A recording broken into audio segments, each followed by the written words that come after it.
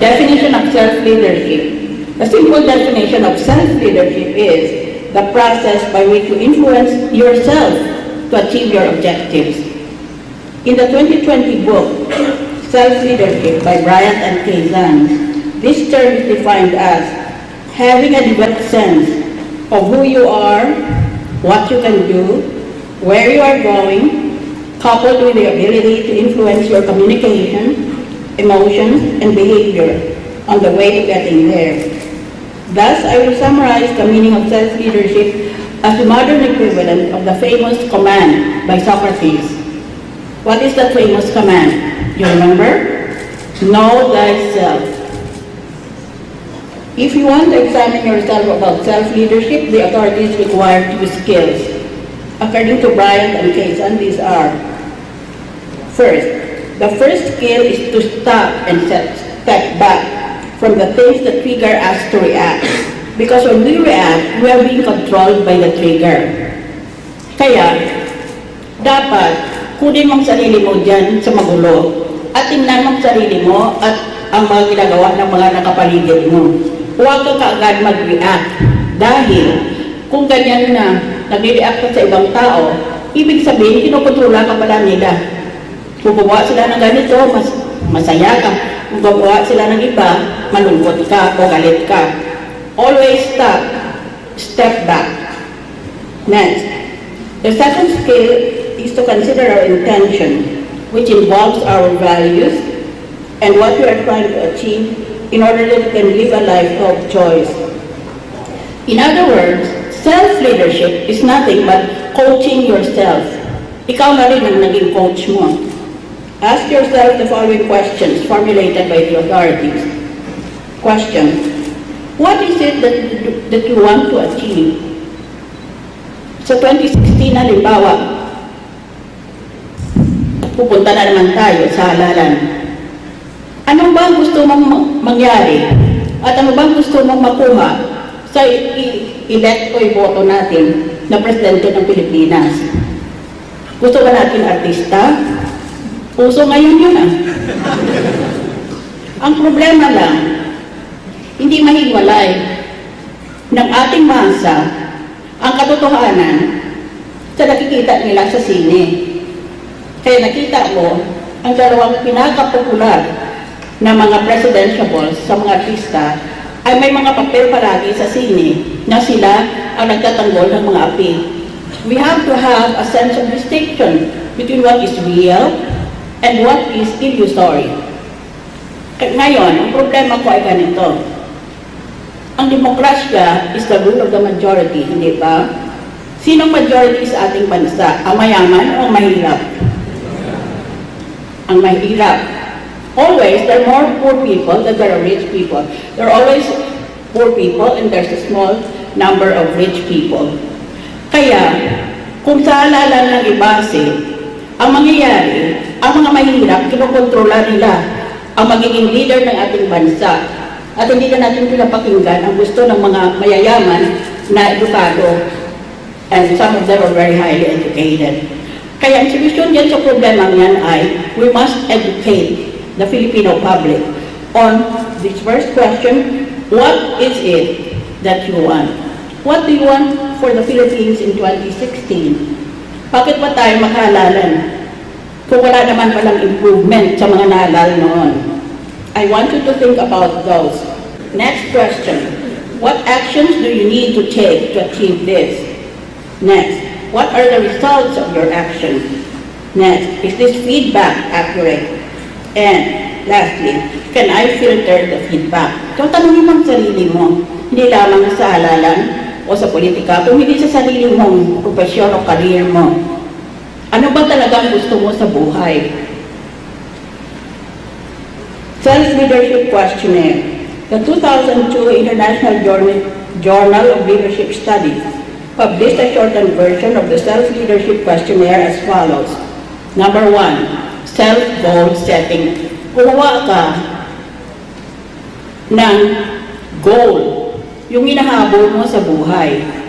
Ngayon, you should bear in mind the following. I established specific goals for my own performance Hindi ibang taong batikos tayo ng batikos, kung hindi sarili natin gumawa tayo ng standards natin o ng goals natin. Number 2, self-observation. I make a point to keep track of how well I'm doing at work. I-observe mong sarili mo. Magaling ba ako sa opisina, hinahanap ako palagi ng boss ko pag importante ang ginagawa? O baliwala lang ako at wala naman nagkaanap sa akin pag absent ako? Number 3, self-goal setting. I work toward specific goals I have set for myself. 4, visualizing successful performance. I visualize myself successfully performing a task before I do it. Kaya, napakalaki ng tulong itong tinatawag na self-image. Yun bang gumagawa ka na ng senaryo sa isipan mo, anong magiging ayos ko kung mag-deliver ako ng guest lecture sa Maynila. So before I came here, I visualized myself, what I was going to wear, how I'm going to greet the audience if I have an opportunity. And I visualized myself standing on this podium, delivering this speech, hoping very much that I can be understood by my audience. Number 5, yun ang una natin pinag-usapan ay visualizing successful performance. Number 5, visualizing performance. Sometimes I picture in my mind a successful performance before I actually do a task. I-hypnotize mo ang sarili mo.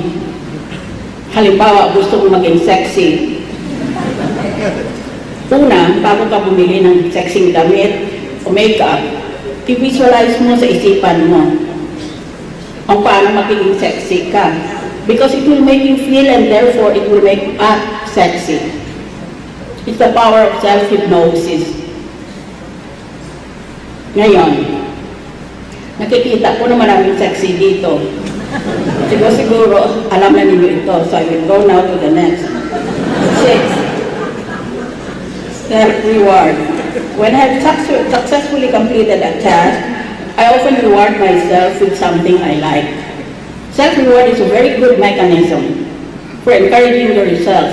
Life can be a drudgery. You go to work, same things happen, same people are greeted. More or less, your career is fixed for life. So, dapat, bigyan mo naman ng reward and punishment ang sarili mo.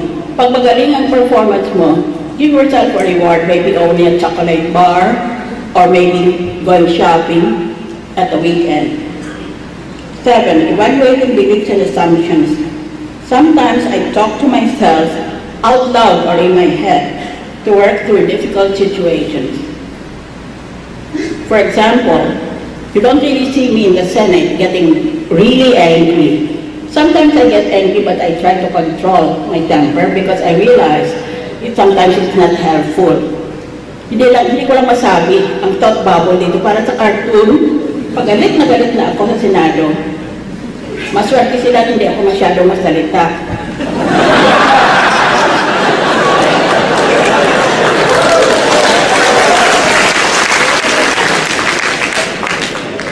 Actually, iniisip ko, kamukha doon sa mga kasapan ng hearing.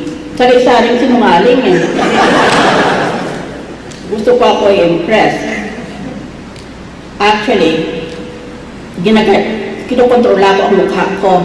Pero dito sa itaas, ang isip ko, gago. Gago. 8, self-talk.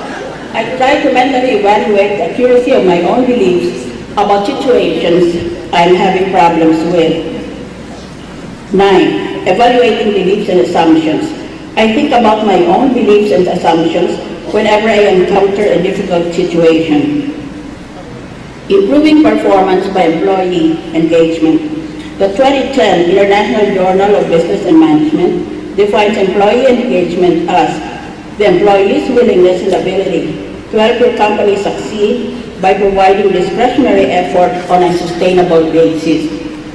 What we want to do is to enhance employee engagement by means of self-leadership.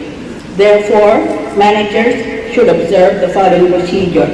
Start it on day 1. Mag-umpisa ka na. Huwag mo papaliban pa.